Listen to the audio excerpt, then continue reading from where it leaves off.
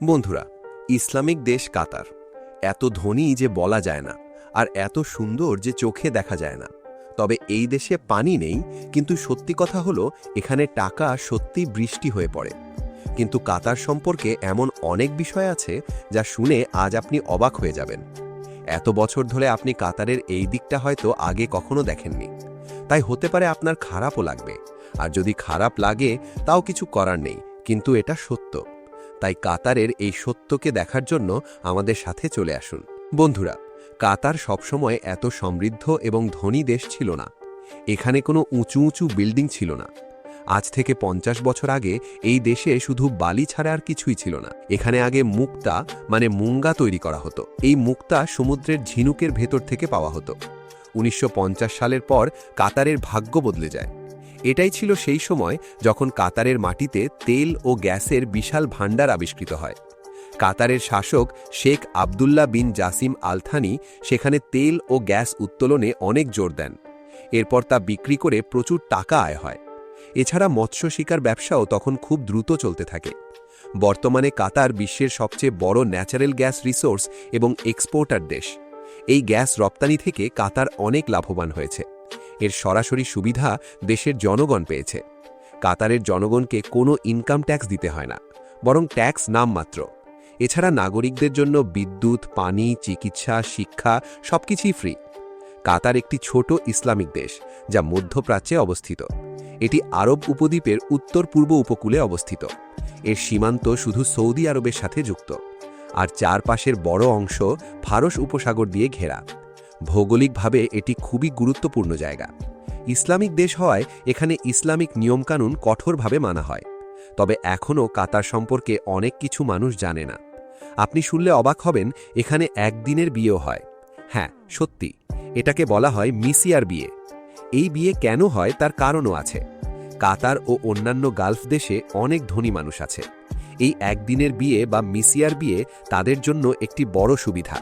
এটি ইসলামী আইন অনুযায়ী বৈধ এক ধরনের বিয়ে, যা বিশেষ প্রয়োজনে করা হয়।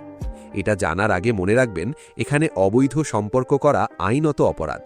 তাই এই বিয়ের মাধ্যমেই সম্পর্ককে বৈধ করা হয়। মিসিয়ার বিয়ে একটি অস্থায়ী বিয়ে, অর্থাৎ এটি স্থায়ী নয়, সাময়িক। এখানে স্বামী স্ত্রী অনেক অধিকার ছেড়ে দেয়। কখনো কিছুদিন, কখনো কিছু সপ্তাহ বা মাস একসাথে থাকে, তারপর মন ভরলে তালাক তালাক তালাক বলে আলাদা হয়ে যায়। এটি একটি সাময়িক বিয়ে। এতে সামাজিক দায় দায়িত্ব অনেক কম থাকে। স্ত্রীকে আর্থিক সহায়তাও সাধারণত দিতে হয় না। এটি অনেকটা গোপন বিয়ের মতো, তবে এটি আইনি স্বীকৃতি পায় বা নাও পেতে পারে। ধনী মানুষ, বিদেশি পর্যটক অনেকেই এই নিয়মের অধীনে বিয়ে করে। কিছু নারীও এই বিয়ে বেছে নেয় যারা বিয়ের বাইরে সম্পর্ক করতে চায় না। কিন্তু এখানে নারীদের খুব বেশি আইনি সুরক্ষা নেই।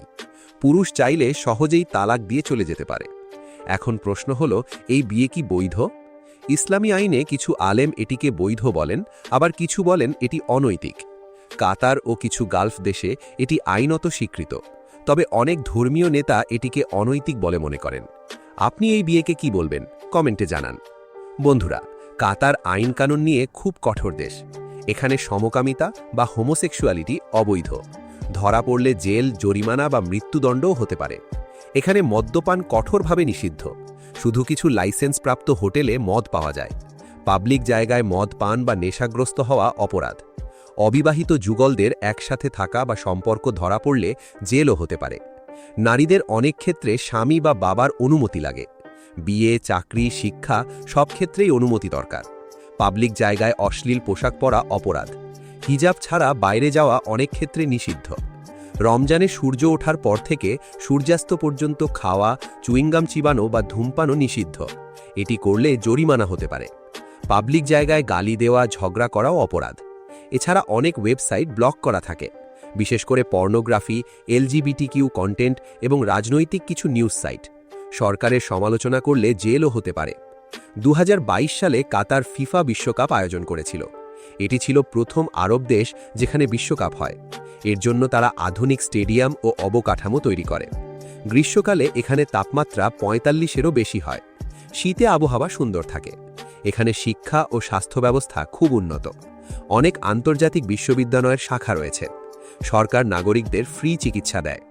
কাতার আগে তুরস্ক ও পরে ব্রিটিশদের অধীনে ছিল। 1971 সালে তারা স্বাধীনতা পায়। এরপর অর্থনীতি উন্নয়নের জন্য অনেক কাজ করা হয়। এর মুদ্রার নাম কাতারি রিয়াল, যা খুব শক্তিশালী। এখানে মজুরি অনেক বেশি।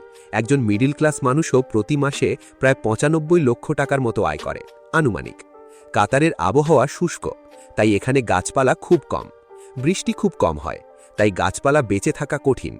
বেশিরভাগ জায়গা মরুভূমি। তবে তেল গ্যাস উত্তোলনের কারণে অনেক বনাঞ্চল ক্ষতিগ্রস্ত হয়েছে। তবে আশ্চর্যের বিষয় হলো এখানে ট্যুরিজম খুব ভালো। ডেজার্ট সাফারি, উটের পিঠে ভ্রমণ, স্থানীয় বাজার সবই খুব জনপ্রিয়। কাতারের গ্রামগুলোও অনেক সুন্দর। দোহা সম্পর্কে অবশ্যই বলতে হয়। দোহা হলো কাতারের রাজধানী এবং সবচেয়ে বড় শহর। এটি আধুনিক ভবন, বিলাসবহুল জীবনযাপন ও সংস্কৃতির জন্য বিখ্যাত।